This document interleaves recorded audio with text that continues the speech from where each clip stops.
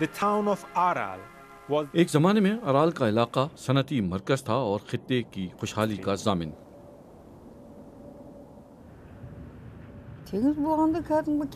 یہاں ایک خوبصورت سمندر تھا جس کی لہریں ساحل کو چھوتی تھیں۔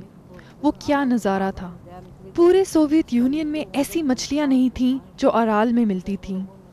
ہم نے سوچا تھا کہ ہماری زندگی آہستہ آہستہ بہتر ہوگی۔ سوویت یونین کے دور میں جن دریاؤں سے سمندر میں پانی آتا تھا ان کا رخ کاشتکاری کے لیے بدل دیا گیا۔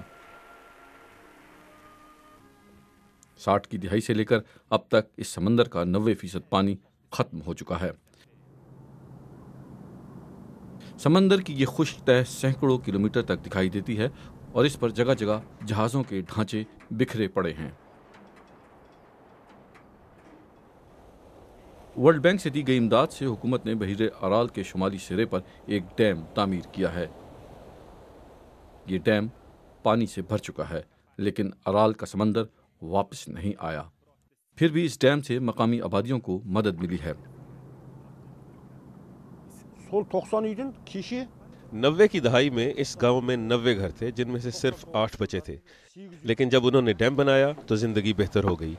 اب لوگ دور دراز سے یہاں مچھلیاں پکڑنے آتے ہیں۔